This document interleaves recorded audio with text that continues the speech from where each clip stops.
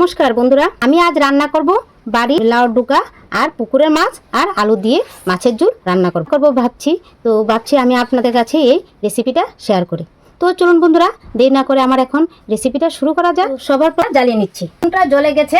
এখন আমি একটি কড়াই বসিয়ে দিয়েছি, নুন তো জ্বালিয়ে নিয়েছি। আবার প্রথমে মাছগুলো আমি ভেজে নেব। দিচ্ছি স্বাদ মতো নুন, দিচ্ছি হলুদের গুঁড়ো, দিয়ে এখন ভালো করে মেখে নেব। কড়াইটা তো গরম হয়ে গেল, তো এখন দিয়ে দিচ্ছি তেল। কড়াইয়ের মধ্যে যে তেলটা দিয়েছিলাম তেলটা গরম হয়ে গেছে। এখন আমি এক এক করে মাছগুলি দিয়ে দিচ্ছি। তো উনুনে তো জাল ধরে গেল, তো রান্নাটা করতেও আমার বেশি সময় লাগবে না, কেননা আমি সবগুলি রেডি করে নিয়ে মাছগুলি এখন উল্টিয়ে দিচ্ছি। মাছগুলিও কিন্তু ভাজা হয়ে গেছে। পুকুরের মাছ বেশি ভাজবো না, ভাজলে রান্নাটাও টেস্ট হয় না আর খেতেও ভালো লাগে না। তো দেখুন মাছগুলি ভেজে আমি এখন নামিয়ে নিয়েছি। তেল কিন্তু আমি এখানে বেশি দেব না, পরিমাণ মতো তেল দিয়ে দিয়েছি। তেলটাও গরম হয়ে গেছে। যেহেতু মাছ রান্না করব তার জন্য এখানে মাঝারি সাইজের একটি পেঁয়াজ কুচি করে নিয়েছি। এখানে পেঁয়াজ দিয়ে দিচ্ছি। পেঁয়াজ ভাজা ভাজা হয়ে গেছে, এখন এগুলি দিয়ে দিচ্ছি পরিমাণ মতো নুন, কি কালারের জন্য হলুদের গুঁড়ো। তো আমি কিন্তু যে কোনো সবজি রান্না করি না কেন ভাপিয়ে নিই। তো লাউ ডুকা তো আমার বাড়ির, তার জন্য আমি এখানে কোনো ভাপিয়ে নিই, কেন আমি বাড়িতে কোনো সার ব্যবহার করি না। গরু আছে, গরু গোবর দিয়ে আমি সবজি চাষ করি।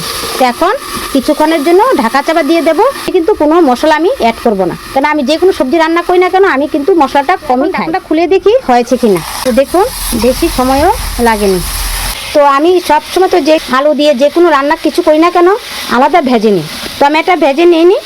আজ আমি রান্না করব না ভেজে। তো হলুদ লবণ দিয়ে মেখে নিচ্ছি। তো দিয়ে দিচ্ছি নুন আর দিয়ে দিচ্ছি হলুদের গুঁড়ো। এখন মেখে নিচ্ছি। দুটোর মধ্যে তো আলুটা দিয়ে দিয়েছি, এখন নেড়ে নিচ্ছি। তো কাঁচা লঙ্কাও দিয়ে দিচ্ছি। ফুলি তো সেদ্ধ হয়ে গেছে, এখন দিয়ে দিচ্ছি উষ্ণ গরম জল। উষ্ণ গরম জল দেওয়াতে ঝোলটাও তাড়াতাড়ি হয়ে গেল।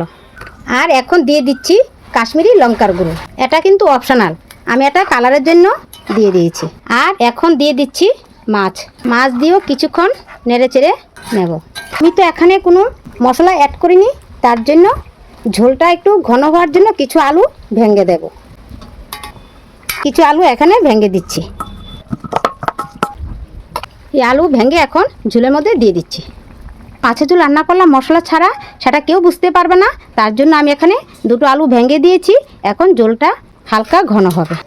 আর এখন সবার শেষে দিয়ে দিচ্ছি ধনেপাতা। এখন এই সিজনে এই ধনেপাতা পাওয়া যায়, এই ধনেপাতাও কিন্তু আমার বাড়ির।